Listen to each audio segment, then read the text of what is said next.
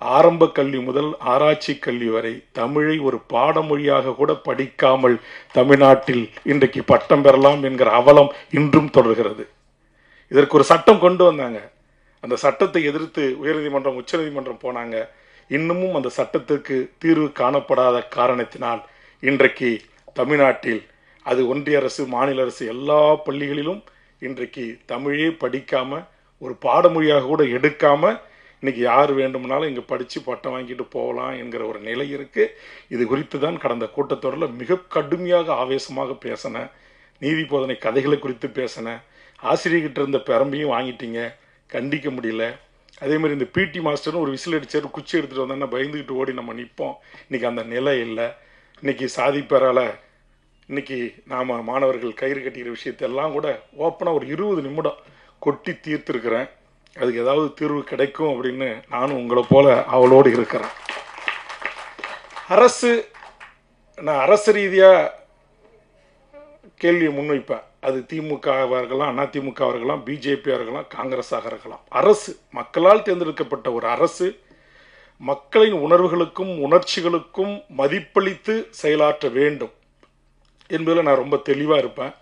அதனால தான் நான் கூட்டணியில் இடம்பெற்றிருக்கிறேன்ன்றதை கூட எனக்கு ஒரு நேரம் கூட முதலமைச்சர் சுட்டி காட்டிய போது கூட கோபமாக நான் மறுத்து பேசினேன். இது எங்கிருந்து வருகிறது என்று சொன்னால், என் உயிரை விட மேலான என் தாய்மொழி தமிழை நான் உயிரை விட மேலாக நேசிக்கிறேன்.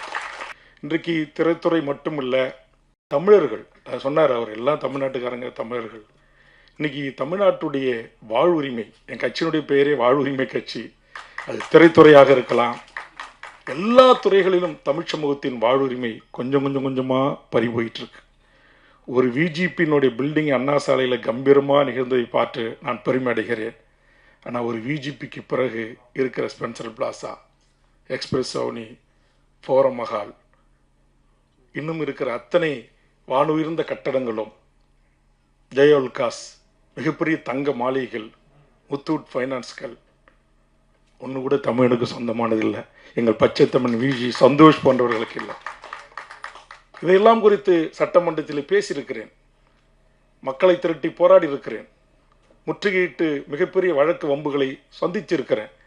இந்தியாவில் இருக்கிற சுங்கச்சாவடிகளில் 72 சுங்கச்சாவடி, 3இல் 1 பகுதி சுங்கச்சாவடி தமிழ்நாட்டில். ஒரு சுங்கச்சாவடி கூட எனக்கு என்னென்ன அந்த சுங்கம் வசூல் பண்ணுறதாக கூட எதை நம்மளால இருப்பானான்னு பார்த்தேன். ஒருத்தவங்க கூட தமிழன் கிடையாது. ஆனால் இங்கே இருக்கிற பொதுமக்கள் யாராவது, ஏன்பா 2வது முறை ஸ்கேன் பண்ணி எடுத்துகிட்ட பணத்தை, ஒரு அடிப்படை வசதியில் குடிநீர் இல்லை, சாலை இல்லை, மின்வசதி இல்லை, ரெக்கவரி வண்டி இல்லை, ஒரு ஆம்புலன்ஸ் இல்லை, ஒரு கழிவறைகள் இல்லை, தேசிய நெடுஞ்சாலை பயணிக்கிற அளவுக்கு ஓய்வு இல்லங்கள் இல்லைன்னு யாராச்சும் ஒரு வழக்கறிஞரோ ஒரு தமிழனோ இல்லை நம்முடைய ஏடிஎஸ்பி மாரி எஸ்பி மாரி அதிகாரிகள் மப்டியில் போய் கேட்டாங்கன்னா, நீ எஸ்பியாக இருந்தாலும் யாராக இருந்தாலும் அடி தான் ஃபஸ்ட்டு. ஆனால் சுங்கச்சாவடி முதலாளிகள் பூரா வடநாட்டுக்காரன், சுங்கச்சாவடி முதலாளிகளுக்கு அடியால் பூரா நம்மாள். இங்கு பேர் தான் தமிழ்நாடு அரசு அல்லது தமிழ்நாட்டுக்கான முதலமைச்சர்கள். ஆனால் தமிழுக்காக, தமிழர்களுக்காக இங்கு ஆளப்படுவது இல்லை. அரசு பியூரோக்ரசி என்று சொல்லுகின்றவர்கள் அவரவர்களுக்கு ஏற்ற சித்தாந்தம், அவரவர்களுக்கு ஏற்ற கருத்தியல் அல்லது அவரவர்கள் சாதி சந்தங்க சிலைகள்லாம் பற்றி நீங்கள் சொன்னீங்க. தேவநாய பாவனர் எல்லாம் மறந்துட்டாங்க. இங்கே உட்காந்துருக்கிற புலவர் கலியபெருமா தான், நம்ம புலவர் ரத்தினவேல் தான். நேற்று தினம் கூட நம்முடைய பாவனருடைய மகளை கூப்பிட்டு என் வீட்டுக்கு வந்தாங்க. அவருடைய மகன் இறந்துட்டாரு. அவர் மகன் என்னுடைய அலுவலகத்துக்கு என் வீட்டுக்கு வந்து எங்கள் ஐயாவுக்கு இங்கே ஒரு மணிமண்டபம் அமைங்கன்னு சொன்னாங்க.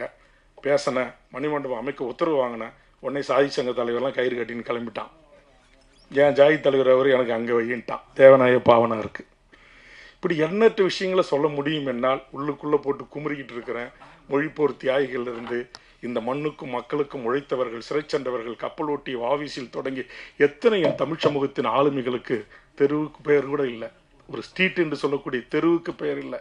ஆனால் இங்கே யாராருக்கும் வெண்கல சிலை இருக்குது, முழு உருவ சிலைகள் இருக்குது, அரசு மாளிகைகளுக்கு, கோடான கோடி மாளிகைகளுக்கு இன்றைக்கு அவர்கள் பெயர்கள்லாம் இருக்குது. ஆனால் அவர்களுக்கு, என் தமிழுக்கும் என் மொழிக்கும் என் இனத்திற்கும் என்ன செய்தார்கள்?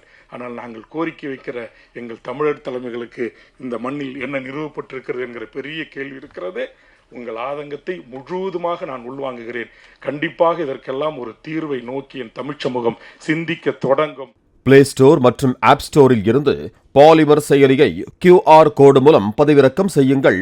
செய்திகளை உடனுக்குடன் பெறுங்கள்.